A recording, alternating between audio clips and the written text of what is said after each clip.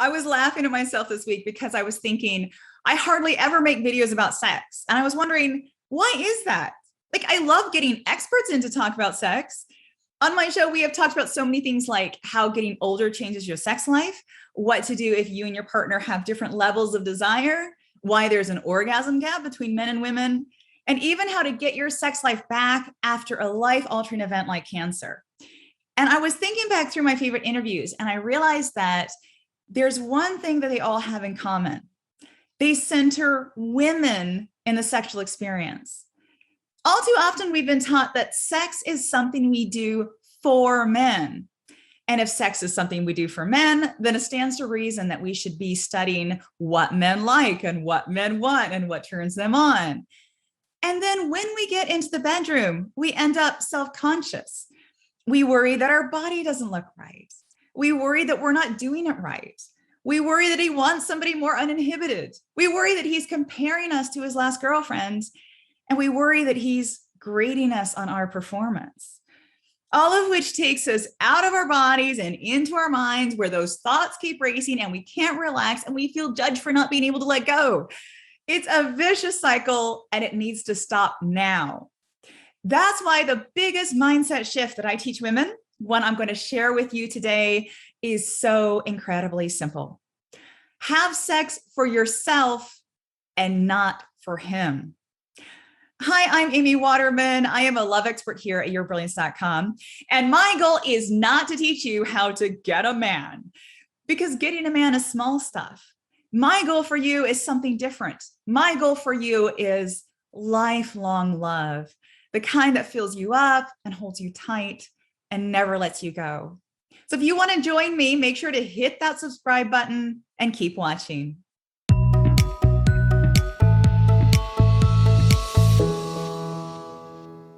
The fabulous Glennon Doyle recently said on her podcast that she used to see sex as kind of like an oil change, right? So essential relationship maintenance. Because if you weren't having enough sex, or if you were not satisfying your partner in bed, your guy could leave you. Now, that's the kind of baggage that a lot of us grew up with. This idea that if you weren't hot enough, if you didn't look after yourself, if you didn't make the effort to be sexy, then it was your fault. Because women who wanted to get a guy and keep him knew the importance of sex. They didn't let their appearance or their performance in the bedroom slide. And women's magazines of the time didn't help, because their cure for any sex-related issue was sexy lingerie, new positions, or surprising him at the front door clad in a trench coat and heels and nothing else. Oh, I could just cringe at it now. Because what they weren't saying, and what no one was saying back then, was that women would be having more sex if sex were better for them. Yeah, I just came out and said it. We women would have ferocious desire if sex was as good for us as it was good for men. But most sex is pretty run-of-the-mill. And when sex is run-of-the-mill, you can really just take it or leave it. You're not going to rearrange your schedule or leave a sink full of dishes just to have a quickie, which got me to thinking, what would sex advice look like if it were women-centered? Like if it were about women experiencing the most pleasure they possibly could and men just coming along for the ride? Well, I know a few things. I know that men would be forced to get a little bit more creative. And somebody who's totally on board with that is the brilliant Ian Kerner, whose book, She Comes First, is a revelation. So Kerner starts off with the premise that men need to study women's anatomy before they can even hope to become proficient in the bedroom. Because so much of what we know about a woman's sexual wiring is brand new.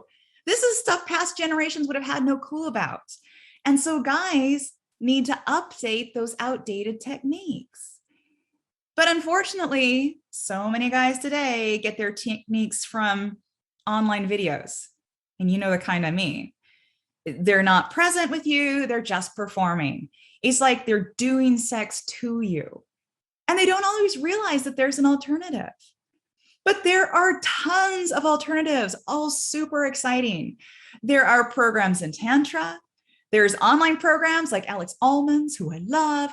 There are books and self-study courses and retreats and this whole world of opportunity to learn the art of pleasure.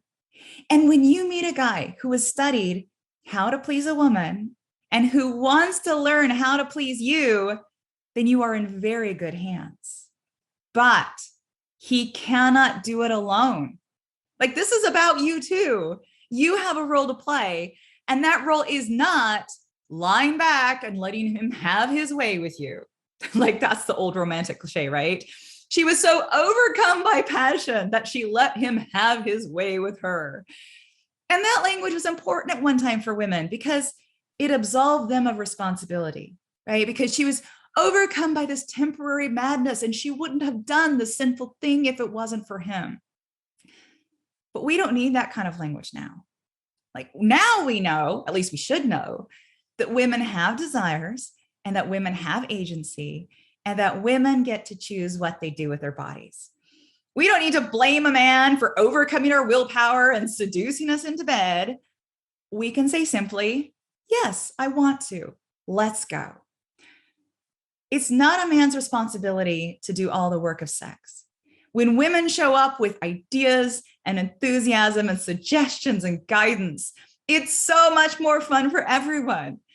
And that's one reason that older women are so sexy, because they know what they want and they're not afraid to ask for it. But so many of us have grown up with this belief that it's our job to make men desire us because his desire is all that matters, because his desire means that he wants us. But what about our desire? Like, do we ever make the time to show him how much we want him? Or does that feel too much like giving our power away? I think every single one of us should ask ourselves the question, don't men deserve to feel desired too? And if the answer is yes, then how can we make men feel desired in a way that empowers us to have greater agency in our love lives? We get to choose men too. We don't have to settle for being chosen. That's what it means to have sex for yourself. It means paying attention to your pleasure and inviting men to be pleasure partners with you. So tell your guy that your goal is to see how much pleasure you're capable of. Make it this quest, right? Find out what your body can do. And don't blame him if he doesn't get things right, because you've got to figure this stuff out together. Because here's what that old-fashioned sex advice never told you. The one thing that a guy wants more than anything is to drive you crazy. A woman's pleasure is really what drives him crazy. So the more pleasure he sees you experience, the more pride he feels and the more he feels like a man. So it always comes back to your pleasure, your desire, and your agency. So try it.